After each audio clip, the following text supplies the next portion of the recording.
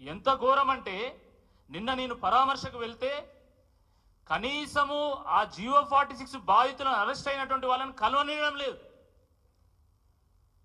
Inspector ఎవరు కూడా ఆ పోలీస్ స్టేషన్లో అడుగు పెట్టొద్దని చెప్పేసి ఆదేశాలు జారీ చేస్తాడు.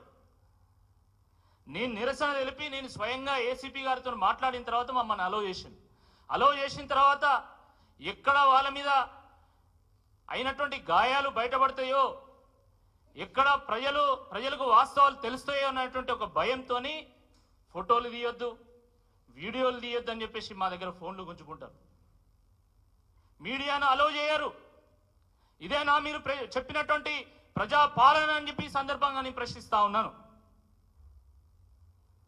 కొంచెమన్నా జ్ఞానం ఉండాలి. ఎన్ని సంవత్సరాలు మేము ప్రజా జీవితంలో ఉన్నాం.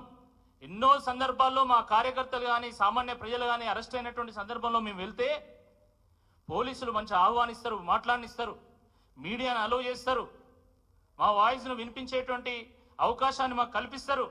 కానీ మొట్టమొదటిసారి పోలీసులు ఇన్ని ఆంక్షలను విధించి ఒక నియంతృత్వ ధోరణిని వాళ్ళు ప్రదర్శిస్తూ ఉన్నారు.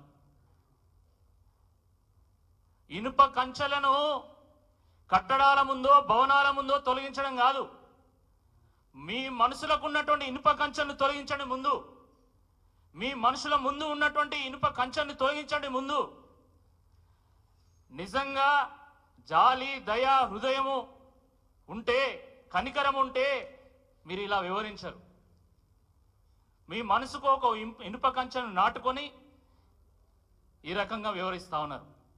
మీ మనుషుల ముందు పోలీసులు అనేటువంటి ఇనుప కంచెలు పెట్టుకొని ఈరోజు ఎవరిని రానియకుండా చేస్తూ ఉన్నారు. ఎవరు బాధలు చెప్పుకుంటామంటే చెప్పుకునేటువంటి అవకాశం లేకుండా చేస్తూ ఉన్నారు.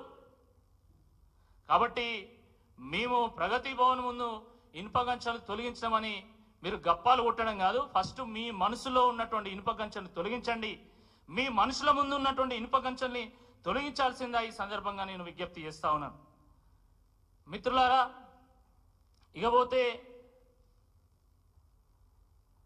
రేపే జాబ్ క్యాలెండర్ విడుదల చేస్తాం, ఎల్లుండే విడుదల చేస్తామని చెప్పి రకరకాలుగా పేపర్లలో మీరు హెడ్లైన్లు, పేపర్లలో స్టోరీలు, మీకు సంబంధించినటువంటి న్యూస్ ఛానల్లో స్టోరీలు, మీకు సంబంధించినటువంటి పేపర్లలో ప్రధాన శీర్షికలు వారాల పాటు వేయించలే కదా.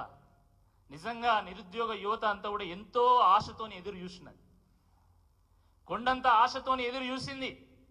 నిజంగా మాకు న్యాయం చేస్తుంది కావచ్చు కాంగ్రెస్ ప్రభుత్వం అని చెప్పేసి ఎదురు చూసింది. కానీ తీరా చూస్తే అసెంబ్లీ సమావేశాల్లో చివరి రోజున చివరి ఘట్టంలో ఒక తెల్ల కాగితాన్ని నిరుద్యోగుల ముందు పెట్టి వాళ్ళ ఆశల మీద నీళ్లు జల్లింది ఈ ప్రభుత్వం. ఈ జాబ్ క్యాలెండర్ చూసి స్కూల్ పిల్లలు సైతం నవ్వుకుంటున్నారు. మొన్న నాకు ఫోన్ వచ్చింది తెలంగాణ భవన్ నుండి. ఇక్కడ ఒక మిత్రుడు, అన్న జాబ్ క్యాలెండర్ వచ్చింది ఒకసారి చూడండి, మీరు ప్రెస్లో నేను మాట్లాడాలనుకుంటుందని చెప్తే నేను వాట్సాప్ ఓపెన్ చేసి ఆ జాబ్ క్యాలెండర్ను చూస్తే నా పక్కనే మా కజిన్ వాళ్ళ బాబు ఉన్నాడు, స్కూల్ పిల్లవాడి 5వ తరగతి.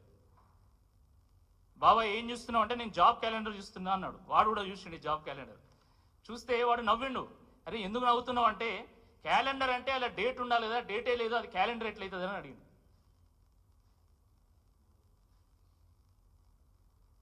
దాని తర్వాత నేను ప్రతి పేజు వెతికిన, సరే ఇది డేటు లేదు కాబట్టి ఇది క్యాలెండర్ కాదు, కనీసం జాబులన్నా ఏమైనా ఉంటాయా అని చెప్పేసి నేను మొత్తం ప్రతి లైన్ టు లైన్ చదివిన. ఇలా ఎక్కడైనా జాబులు ఉన్నాయా అని చెప్పేసి మైక్రోస్కోప్ పెట్టి చూసినా, భూతద్దం పెట్టి చూసినా కూడా ఇలా ఒక్క జాబ్ కూడా కనబడతలేదు.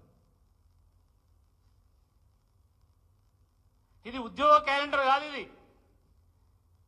ఇది ఉత్తి క్యాలెండరు, ఒళ్ళెక్కల క్యాలెండర్. ఇది సిగ్గుండాలే, ఇది జాబ్ క్యాలెండర్ అని చెప్పడానికి కొంచెమన్నా సిగ్గుండాల.